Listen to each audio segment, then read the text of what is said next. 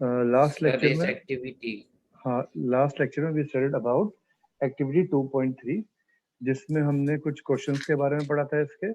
This activity was about the reaction of acids with acids and bases with metal. Basically ये थी acid की और metal के साथ रिएक्शन में. ठीक है, चलिए अब एनसीईआरटी की हमारी अगली एक्टिविटी आती है. एक बार इसको रीड कर लेते हैं. Note that the metal in the above reaction displaces hydrogen from the acid. ये हमने कल पढ़ा था. And this is seen as the hydrogen gas. The metal combines with the remaining part of the acid and forms a compound called salt. And thus, a reaction of metal with an acid can be summarized as acid plus metal gives you salt and hydrogen gas. Clear होगी बात? अब आती है activity 2.4. 2.4 activity में क्या कहता है? Place a few pieces of granulated zinc metal in a test tube. वही same zinc pieces रख लिए थोड़े से. Now add 2 ml of sodium hydroxide. पहले केस में डाला था हमने मेटल की रिएक्शन किसके साथ थी? एसिड के साथ. अब हम कर रहे हैं मेटल की रिएक्शन बेस के साथ. अब बेस के साथ में क्या होती है देखते हैं. कहता है add 2 ml of sodium hydroxide. Sodium hydroxide का फॉर्मूला होता है NaOH and warm the content of the test tube. थोड़ा सा टेस्ट ट्यूब को हमें गर्म भी करना होता है. now repeat the rest of the steps in activity 2.3 and record your observation. और बाकी जैसे जैसे स्टेप हमारे पिछली वाली एक्टिविटी के थे वही सेम चीजें हमें करनी है कि भाई do you observe the surface of the zinc granule, now pass the gas involve in the soap solution वगैरह एक्सेट्रा एक्सेट्रा. तो सारी चीजें हमें करनी है. अब देखते हैं कि when a metal reacts with base तब क्या होता है? Then also hydrogen gas is produced. लिख लो इस बात को. When metal reacts with base hydrogen gas is produced. अब पर इसमें ब्रिस्क एफर्विसेंस हुआ है. हाँ, इसमें भी ब्रिस्क एफर्विसेंस होगा, पहले वाले में ब्रिस्क एफर्विसेंस होगा. बट इसके अंदर जो ब्रिस्क एफर्विसेंस होता है that is done when you warm it. थोड़ा सा गर्म करने के बाद ब्रिस्क एफर्विसेंस होना स्टार्ट हो जाता है. इसमें एकदम से स्टार्ट नहीं होता. ये रिएक्शन बहुत इंपॉर्टेंट है. NaOH plus zinc gives you sodium zincate Na2ZnO2. Sodium zincate. ये इंपॉर्टेंट है रिएक्शन, ये जरूर याद कर लेना भाई. क्लियर? Okay sir. सॉरी, ये reaction important. NaOH plus Zn आपके पास Na2ZnO2 होना. Na2ZnO2 का नाम है sodium zincate and it will release hydrogen gas. So इसमें आप लिख सकते हो metal plus base gives you salt and hydrogen gas. Metal plus base gives you salt and hydrogen gas. और ये रिएक्शन हर बार नहीं होती है, कुछ ही स्पेसिफिक चीजों में हो पाती है. ये बात यहाँ तक क्लियर हो गया सबको? कोई डाउट? कोई डाउट है इसके अंदर किसी को? अरे हाँ ना, आवाज आ रही है मेरी? No sir. ठीक है जी. However, such reactions are not possible with all the metals. ये लिखा हुआ है इसमें. Such reactions are not possible with all the metals. Only more reactive or highly reactive metals will perform this type of reaction. सबके सब इस reaction को नहीं करते हैं, कुछ ही रिएक्शन कर पाते हैं. अब आ जाओ दूसरा एक और आता है second activity, activity 2.5. Metal carbonate and metal hydrogen carbonate react with acid. अब मेटल कार्बोनेट और मेटल हाइड्रोजन कार्बोनेट क्या चीज होती है ये हम लोग पढ़ते हैं. आ जाओ.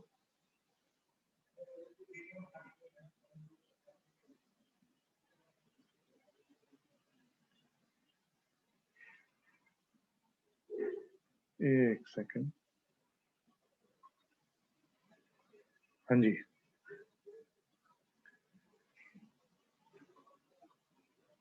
Metal carbonate and metal hydrogen carbonate. जब भी किसी एसिड के साथ जाएंगे तो सबसे पहले मेन चीज जो प्रोड्यूस होगी वो होगी CO2. क्लियर हो गई बात? Yes sir. कॉमन रिएक्शन में बताता हूँ इसके अंदर. अब देखो पहले एक्टिविटी क्या है, जरा इस एक्टिविटी की फिगर देखो. और जैसे मैंने लास्ट टाइम फिगर बनाई थी एसिड के साथ रिएक्शन करने वाली, सेम टू सेम फिगर है, कोई चेंज नहीं है इन दोनों की फिगर्स के अंदर। इसके अंदर भी देखो Yes, ये sir. थिसल फनल आ गया, Same. ये डिलीवरी ट्यूब है, बिल्कुल सेम टू सेम है। बस यहाँ पे क्या करना है, यहाँ पे बस अलग हो गया थोड़ा सा, टेस्ट ट्यूब वहां पे जो है सोप बबल की जगह पे यहाँ पे वी हैव टेस्ट ट्यूब वाला बात। ठीक, थिसल फनल है, थिसल फनल से मैंने क्या डाला, एसिड डाला, ये स्टैंड है, ये कॉर्क लगा रखा है, ये कार्बन डाइऑक्साइड इससे बाहर निकली है, डाइल्यूट HCl डाल दिया इसके अंदर, और ये यहाँ पे लास्ट में आपके पास है सोडियम कार्बोनेट, यहाँ पे है सोडियम कार्बोनेट। अब मेटल कार्बोनेट हो गया, sodium is a metal and carbonate CO3, तो सोडियम कार्बोनेट हो गया Na2CO3। अब सोडियम की जगह पे पोटेशियम भी हो सकता है, एल्यूमिनियम भी हो सकता है, जिंक भी हो सकता है, कोई भी कार्बोनेट यहाँ पे आपका बन सकता है। Is that clear? तो मेरे पास sodium carbonate, Yes, sir. Metal carbonate, MCO3 तो मेटल कार्बोनेट हो जाएगा, MHCO3 हो जाएगा तो मेटल हाइड्रोजन कार्बोनेट हो जाएगा आपके पास।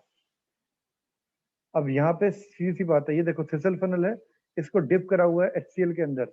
वो डिप इसको HCl में किस लिए करा है, सो दैट जहां से जो कार्बन डाइऑक्साइड प्रोड्यूस हो रही है वो बाहर ना निकल जाए। जो कार्बन डाइऑक्साइड जितनी निकालनी है वो सारी की सारी डिलीवरी ट्यूब में से ही निकले। That's why there is a gap between the surface of acid and delivery tube. This gap is to make sure that each and every gas will move out of the delivery tube. No gas will be moved from the thistle funnel or any other thing. Is that clear? Any doubt? Yes, sir. ठीक है जी। Yes, sir. अब देखो जरा से इसकी activity क्या है, बिल्कुल सेम वैसी एक्टिविटी है। Take two test tube, label them A and B and take out 0.5 gram of sodium carbonate, that is Na2CO3 in a test tube A, and about 0.5 gram of sodium hydrogen carbonate, that is NaHCO3। Sodium carbonate ले लो या sodium hydrogen carbonate ले लो, दोनों को हमने अलग अलग test tube में रख दिया A और B के नाम से। Now add 2 ml of dilute HCl to both the test tube.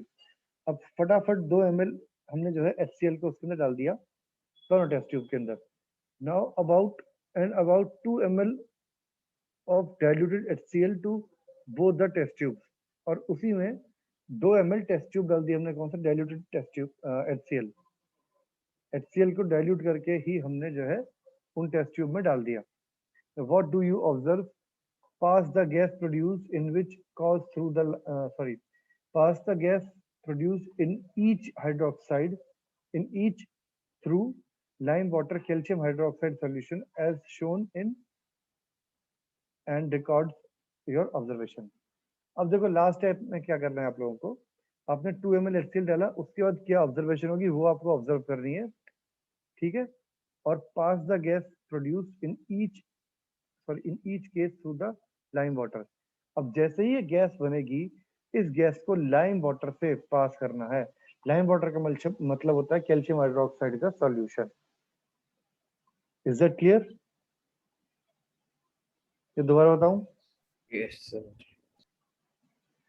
What about others?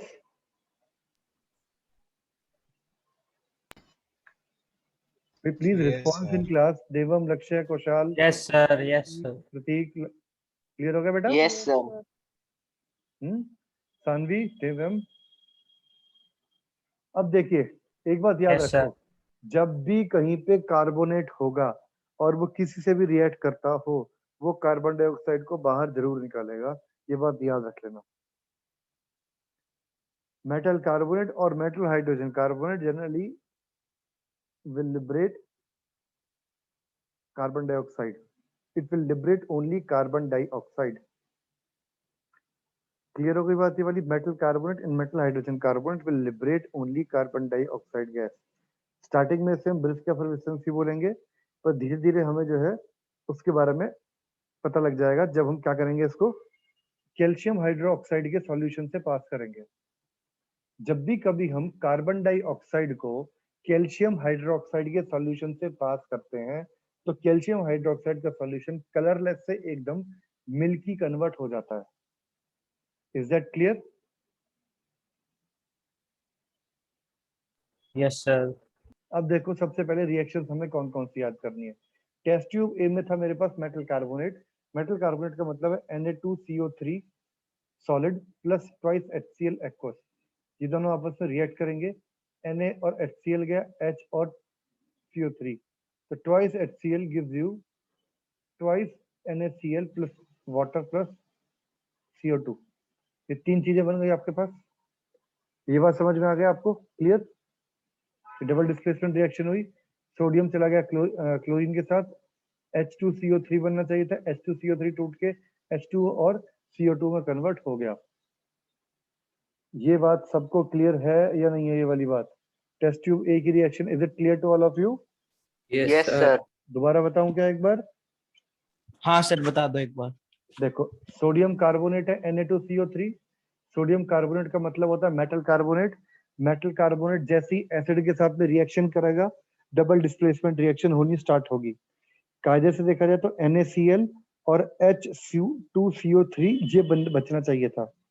अब NaCl तो है ही, ठीक है, इसने क्या करा, H2CO3 को तोड़ दिया दो जगहों पे, H2O एंड CO2 के अंदर। क्लियर? H2O एंड CO2 के अंदर ये टूट गया। अब ये जो CO2 है, अब इस CO2 को पता कैसे लगाया जाए कि भाई ये जो गैस निकली है CO2 की है? इसका सबसे आसान तरीका ये होता है कि we can take a white precipitator,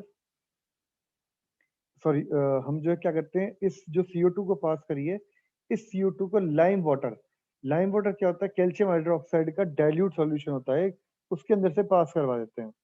अगर वो आपको बाद में व्हाइट प्रेसिपिटेट अगर देता है, व्हाइट कलर का एक आपको एकदम क्लियर से व्हाइट कलर के प्रेसिपिटेट दिखने लग जाएंगे, तो उसका मतलब है कार्बन डाइऑक्साइड इज प्रेजेंट, और we can say that CO2 turns lime water milky.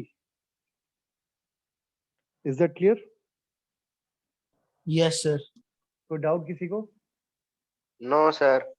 ये तीनों की तीनों रिएक्शन बहुत इंपॉर्टेंट है, जरा इनको फटाफट कॉपी में नोट करिए, ऐसे के ऐसे बिल्कुल। सर तो CO2 को कैल्शियम हाइड्रोक्साइड के बीच में से इसलिए निकालते कि पता चले कि वो CO2 है कि नहीं है। बिल्कुल सही।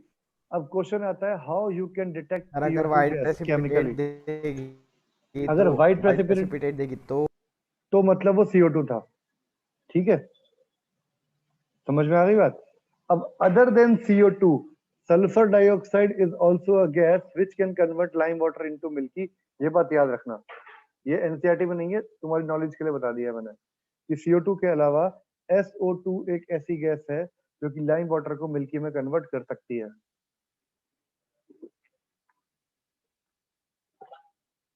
Got it? क्लियर? कोई डाउट किसी बच्चे को? ये तीनों की तीनों रिएक्शन फटाफट नोट करो, these reactions are very very important. Test tube A में मेटल कार्बोनेट लिया, टेस्ट ट्यूब बी में मेटल हाइड्रोजन कार्बोनेट लिया, दोनों की रिएक्शन करवाई HCl में, and result is same in both the cases. You will have NaCl, you will have water, you will have CO2. ये तीनों के तीनों केस में चीज बनी, ठीक है। अब पहले केस के अंदर ट्वाइस NaCl बना था, दूसरे केस में सिर्फ NaCl बना। मेन चीज मेरे पास जो बनी CO2 बनी। अब क्वेश्चन आता है, मुझे गैस तो बन गई, अब ये नहीं पता है गैस कौन सी बनी है। Now question is detect the gas which is formed when metal carbonate और metal hydrogen carbonate reacts with acid. तो जो गैस आई उसको मैंने बहुत थोड़ा सा पास करा है लाइम वाटर में। अब एक बात और याद रख लो, जब भी ये एक्सपेरिमेंट करते हो, पहली बात, lime water should be freshly prepared. अगर लैब में कोई बॉटल रखी हुई है, एक बार वो खोल दी, उसके बाद काम करने के बाद सोचा तुमने बंद करके ये रख दी और तुम जो है उससे दोबारा एक्सपेरिमेंट कर लोगे, sorry my child, you can't do this type of experiment. आप लोग लाइम वाटर को फ्रेशली प्रिपेयर्ड होनी चाहिए। अगर वो थोड़ी देर बाहर भी पड़ी रह गई तो वो खराब हो जाती है, वो इतनी जल्दी रिएक्शन कर जाती है एटमॉस्फेरिक कार्बन डाइऑक्साइड पे और वो खराब हो जाता है।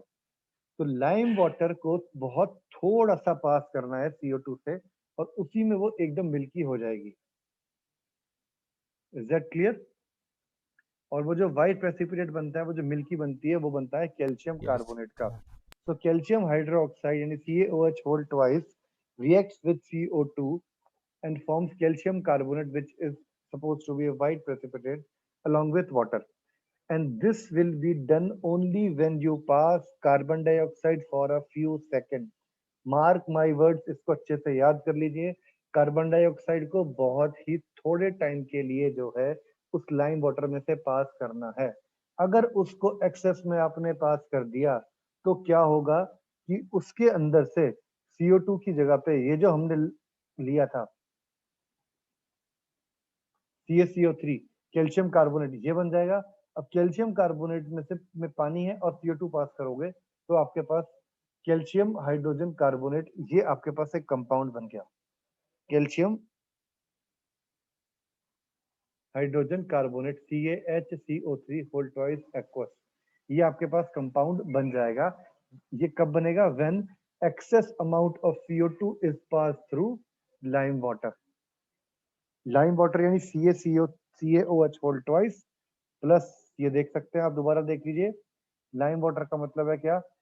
Sodium hydroxide CaOH whole twice plus CO2, इन दोनों को मिक्स करा। मिक्स करने के बाद में हमारे पास, मतलब थोड़ा सा पास किया, हमारे पास आया calcium hydrogen carbonate. Now calcium hydrogen carbonate reacts with again with water and carbon dioxide, so they will form calcium hydrogen carbonate, that is which is soluble in water, और दोबारा से आपका जो solution है that will become colorless. Is that clear? Yes sir. इस बात में पूरी कथा सबको समझ में आ गई है वाली भैया? Yes, sir. कोई ऐसा बच्चा जिसको इस पूरी की पूरी स्टोरी के अंदर कोई डाउट आ रहा हो दिमाग में? सानवी, कौशल, केशव, प्रतीक, सबको क्लियर है भाई? प्रतीक वगैरह सब बच्चे? देवम, किसी का अगर मैं नाम ना लूं तो बुरा मत मानना इस बात का। आर्यन, कौशल, लक्ष्य, अगर मैं नाम डालूं किसी का प्लीज बुरा मत मानिए। देव्यम क्लियर ना? ठीक है जी। अब इसके अंदर ये 3 रिएक्शन इंपॉर्टेंट हो गई। दूसरी बात क्या याद रखनी है? Limestone, chalk and marble are the 3 forms of calcium carbonate. या तो क्वेश्चन के अंदर वो मार्बल की फॉर्म में होगा, या फिर होगा आपके पास में, सॉरी, चॉक की फॉर्म में, या फिर लाइमस्टोन की फॉर्म में। इन तीनों में से किसी एक फॉर्म में जो है आपके पास में कैल्शियम कार्बोनेट मिल सकता है।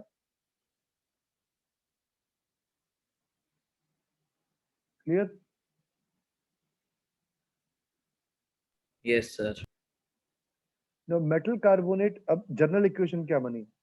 या तो मेटल कार्बोनेट हो या मेटल हाइड्रोजन कार्बोनेट हो। एसिड के साथ रिएक्शन करेंगे तो acid plus carbon dioxide plus water बनेगी। This is the general reaction for acid and metal reaction. ये समझ में आ गई बात? Yes sir. किसी बच्चे को कोई डाउट Yes, नहीं है sir. इसमें?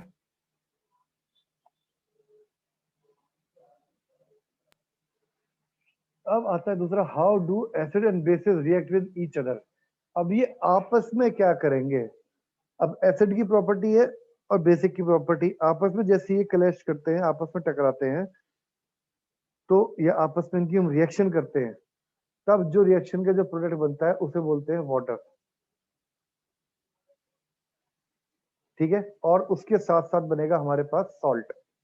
सो whenever acid and base react with each other they form salt and water. Is it clear? Whenever acid and base react with each other, they form salt and water. ये बात समझ में आ गई सबको? अब एक बात बताओ, यस सर। हमने स्टार्टिंग में पढ़ा था फर्स्ट लेक्चर में, सेकंड लेक्चर में, मेरे पास 2 टाइप के सॉल्ट होते हैं, स्ट्रॉन्ग सॉल्ट, सॉरी 2 टाइप के एसिड होते हैं, स्ट्रॉन्ग एसिड, वीक एसिड, और similar manner we have strong base and weak base. याद है किसी बच्चे को? सब बच्चों को याद होना चाहिए ये वाली बात। Yes, sir. Yes sir. ठीक है? अगर मान लो मेरे पास Yes, sir. 2 स्ट्रॉन्ग चीजें हैं, strong acid and strong base, उनको आपस में रिएक्ट करवाऊंगा तो बनेगा क्या? Neutral base. ठीक है? एक सॉरी, न्यूट्रल सॉल्ट बन जाएगा। एक एसिड और एक बेस लिया स्ट्रॉन्ग, तो आपके पास क्या बन गया? Neutral salt. जो भी चीज आप स्ट्रॉन्ग लेंगे, अगर आपने स्ट्रॉन्ग एसिड लेके वीक बेस ले लिया, तो जो आपका जो एसिड बनेगा that is more towards the acidic character. जो आपका सॉल्ट बनेगा that is more towards the acidic character. Is this point clear? फिर Yes, से sir. फिर रिपीट करना. रिपीट करता हूँ. अगर आपने स्ट्रॉन्ग एसिड ले रहे हो तो जो सॉल्ट है वो थोड़ा सा एसिडिक इन नेचर होगा. अगर आप स्ट्रॉन्ग आपने लिया होता बेस, ठीक है, अगर स्ट्रॉन्ग बेस लिया होता तो आपके पास जो सॉल्ट बनता वो होता basic in nature. Okay sir. Clear हो गई बात आपको? पक्का? Yes, sir. जल्दी से फटाफट ना, पहले फटाफट ये दो रिएक्शन लिखो. ये तीनों रिएक्शन लिख लीजिए अपनी कॉपी में फटाफट. These are really very very important reaction. Sir लिख लिए पहले. Sir, लिख लिख लिए ली. सबने? लिख लिए सबने? कोई डाउट इसमें से किसी को? यस. ये एक्टिविटी आप कॉपी में जरूर लिखना, ठीक है. इसमें एक क्वेश्चन लिख लीजिए. What will happen when excess amount of CO2 is passed through lime water? What will you observe when excess amount of what will you observe when excess amount of CO2 is passed through lime water? What will happen when excess amount of CO2 will pass through lime water? Now I think you can write.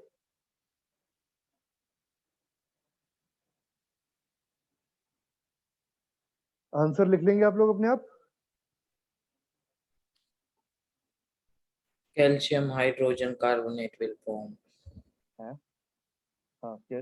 और भी कह सकते हो it will form a colorless solution because calcium hydrogen carbonate is soluble in water.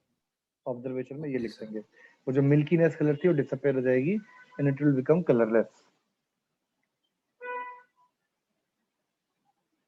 अब acid और base की activity देखो. Take 2 ml of dilute NaOH solution in a test tube and add 2 drops of phenolphthalein solution. Now phenolphthalein is acidic in nature, तो ये क्या करेगा? NaOH को observe कर लेगा फटाफट, ठीक है. अब छोड़ दो बाकी. अब आ जाओ sodium hydroxide NaOH plus acid gives you NaCl and water. NaCl का मतलब क्या हो गया? सॉल्ट एंड वाटर दिया. दोनों के दोनों आपके पास स्ट्रॉन्ग एसिड है, स्ट्रॉन्ग बेस है. Both are strong in nature, so therefore जो कंपाउंड बना वो न्यूट्रल बनेगा. अगर दोनों के दोनों वीक होते तो कंपाउंड जो बनता है इनसे वो क्या होता? वीक होता. अगर एसिड स्ट्रॉन्ग है और बेस वीक है, acid is strong base is weak, तो जो सॉल्ट आएगा वो आएगा एसिडिक इन नेचर. ओके. और अगर बेस स्ट्रॉन्ग है, एसिड वीक है, तो आपके पास जो सॉल्ट आएगा that is more basic in nature.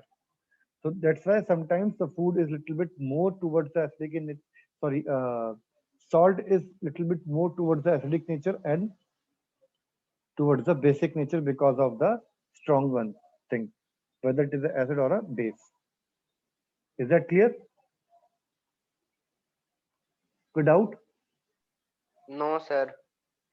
तो हमारे पास ये एक रिएक्शन आती है, base plus acid gives you salt and water. ठीक है. ये दो हमने एक्टिविटी कर ली, 2-3 एक्टिविटी कर ली. आज इतना ही करते हैं ये एक्टिविटीज के बारे में. इसमें कुछ फालतू नहीं करना. ये तीनों इक्वेशन याद करिए, जो क्वेश्चन बताया वो याद करिए बस. और ये की एक्टिविटीज मुझे सारी की सारी कॉपी में लिख के देनी है, आप लोग मुझे भेजेंगे. अब ये जो रिएक्शन बताई थी मैंने सॉल्ट और सॉरी एसिड और बेस की, उसे बोलते हैं न्यूट्रलाइजेशन रिएक्शन. तो base plus acid gives you salt plus water. Is that clear? Yes sir. चलो जी, बहुत बढ़िया. जस्ट फटाफट राइट डाउन एक्टिविटी 2.6 एंड 2.5. देखिए जल्दी से फटाफट. Sir homework. अभी अभी करो जितनी अभी होती है. थोड़ी देर टाइम, कितना टाइम बचा? यहाँ टाइम है हमारे पास. जल्दी से फटाफट एक्टिविटी लिखिए. Write down activity when metal carbonate और metal hydrogen carbonate react with acid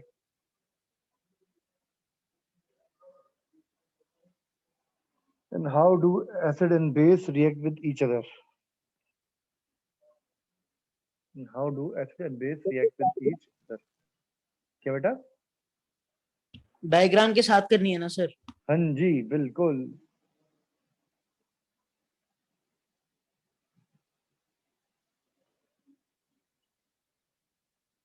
ये तो एक्टिविटीज हैं, आज इतना ही करते हैं। अब जल्दी से मुझे एक्टिविटी फटाफट भेज दीजिए, ठीक है? मैं वेट कर रहा हूँ, मुझे ग्रुप पे भेजोगे सारे के सारे एक्टिविटी है? Okay sir. ओके जी। 2.5 और 2.6 2.5 2.6 यस, ये दोनों करनी है। और Okay, इसमें sir. ये सारी रिएक्शन भी बताना अलग से। क्वेश्चन में मैंने बताया था what will happen when excess amount of carbon dioxide is pass through lime water. ये क्वेश्चन भी करना है, what will happen when excess amount of carbon dioxide is pass through lime water. तो वो चीज भी आपको बतानी है। And explain with the help of chemical reaction. Sir ये रिएक्शन फिर से लिखने हैं? यस, क्वेश्चन में तो लिखोगे ना, लिखोगे, ठीक है? चलिए आप लोग इसको फटाफट लिखिए और मुझको पीडीएफ भेजिए। मैं इतने मीटिंग लीव करता हूँ। Okay, so that's all sir for मतलब टुडे। सेम दोबारा रिपीट करनी है? मतलब कैसे क्या लिखने क्या हैं? मतलब कैसे क्या लिखनी है? आपको लिखना है Repeat. एम के बाद में प्रोसीजर लिखना है, प्रोसीजर के बाद में आपको लिखना है वो क्या कहते हैं उसे, ऑब्जर्वेशन। मेन बात है ऑब्जर्वेशन। जैसे जैसे इसमें क्वेश्चन पूछा है ना, ये देखो भाई इधर, व्हाट डू यू ऑब्जर्व, आपको ये लिखना है ऑब्जर्व क्या रखा, और लास्ट में लिखनी है केमिकल रिएक्शन। याद है फर्स्ट चैप्टर की मैंने लिखी थी जैसे एक्टिविटीज, यस सर। याद है फर्स्ट चैप्टर में कैसे लिखवाई थी एक्टिविटी आपको सबको? यस हाँ भाई, सर, यस सर। सेम वैसे Yes, ही sir. एक्टिविटी लिखनी है सारी की सारी। और केमिकल रिएक्शन एक एक याद होनी चाहिए टिप्स पे, और वो भी इनके सहित, एस और एक्वस और सॉलिड और इन सबके सहित। Okay sir. ठीक है, क्लियर? कल Yes, पहले मैं sir. ये एक्टिविटी आपसे लिखवा के देखूंगा, उसके बाद आगे पढ़ाऊंगा। ओके जी। सर अभी नहीं Okay, sir. लिखनी? हाँ मतलब अभी भी लिखोगे, कल फिर लिखवाऊंगा, तो ये प्रैक्टिस कैसे सर होगी? अभी जैसे बुक में लिख के वैसे ही लिखनी है ना? कौन पूछ रहा है ये बात मेरे से?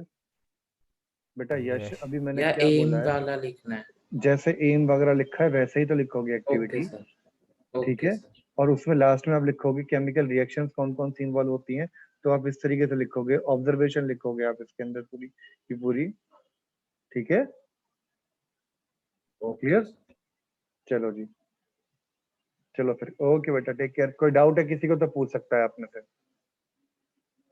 No sir.